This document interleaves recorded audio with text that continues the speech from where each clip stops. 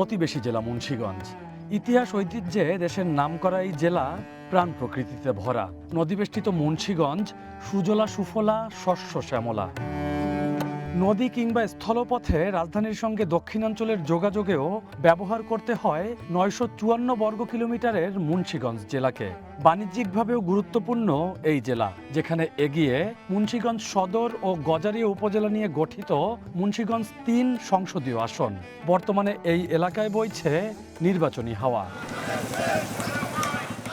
আগামী বছরের ফেব্রুয়ারির নির্বাচনকে সামনে রেখে জোর প্রচারণায় নেমেছে বিভিন্ন রাজনৈতিক দলের নেতারা।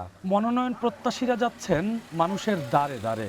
তবে এলাকার উন্নয়নের কাণ্ডারীদের প্রার্থী হিসেবে প্রত্যাশা ভোটারদের। নারীরা যাতে সব জায়গায় সর্বক্ষেত্রে স্বাচ্ছন্দ্য বোধ করে, তারা নানা রকম ইফটিজিংয়ের শিকার হয়, এগুলি যাতে না হয়। সামাজিক নিরাপত্তা এবং রাস্তাঘাটে যেগুলো থাকে বহিরাগতদের থেকে যাতে নিরাপত্তা হয়, কর্মপ্রতিষ্ঠানে যা ভালো সুযোগ সুবিধা পায়। এই যে আপনি খালটা দেখেন, আপনি ময়লা স্তূপের একটা পৌরসভা, পৌরসভার নাগরিক হইয়া আপনি দেখেন আমরা ময়লার মধ্যে বসবাস করতেছি। এইগুলো যদি এরা না দেখে, এরা যদি খালি নিজের পকেট ভারির জন্য চেষ্টা করে, তাহলে তার হইল না। এখান থেকে ঢাকা অতি নিকটে হওয়ার পরেও আমরা নির্বিঘ্নে অল্প সময়ে যেতে পারি না।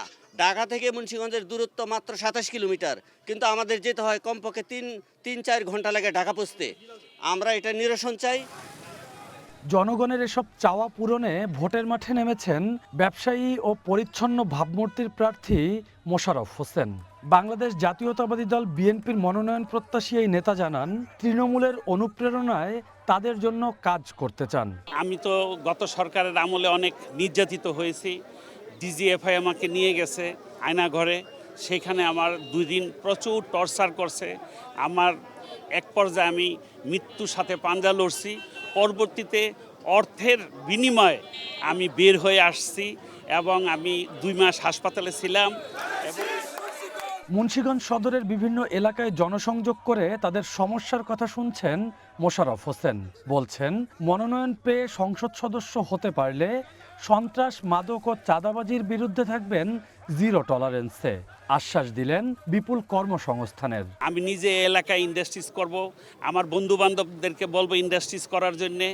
এখানে যাতে বেকারত্ব দূর করা যায় বা বিদেশে পাঠানো যায় একটা ট্রেনিংয়ের মাধ্যমে। ট্রেনিংটা কিভাবে দেওয়া যায় সেই পরিকল্পনা থাকবে। এ দেশে যে জব আছে সেই জবের ট্রেনিংটা কি হবে সেগুলো আমি করব। কৃষি নির্ভর মুন্সিগঞ্জের কৃষকদের কথাও ভোলেননি ধানের শীষের মনোনয়ন প্রত্যাশী মোশাররফ হোসেন। কৃষকদের কষ্ট লাঘবের জন্য দিচ্ছেন নানা প্রতিশ্রুতি। আমি একজন কৃষক, আমার পিতা একজন কৃষক ছিলেন, তো কৃষি সমস্যাগুলো আমার নলেজে আছে। আমি বাংলাদেশ কোল্ড স্টোর অ্যাসোসিয়েশনের প্রেসিডেন্ট ছিলাম 2 টার্ম, তো আমি জানি কৃষকের কি সমস্যা। এই ব্যাপারে আমি যদি সংসদে যেতে পারি, তখন এই কৃষকের সমস্যাগুলোর কথা আমি সংসদে পেশ করে কৃষকের ন্যায্য মূল্য যাতে কৃষি ফসলের পায়। বিএনপির ভাবমূর্তি উজ্জ্বল রাখার প্রতিজ্ঞাও করেন দীর্ঘদিন ধরে জাতীয়তাবাদী রাজনীতিতে যুক্ত এই নেতা। Rakibul Rahat, one news, Munshiganj.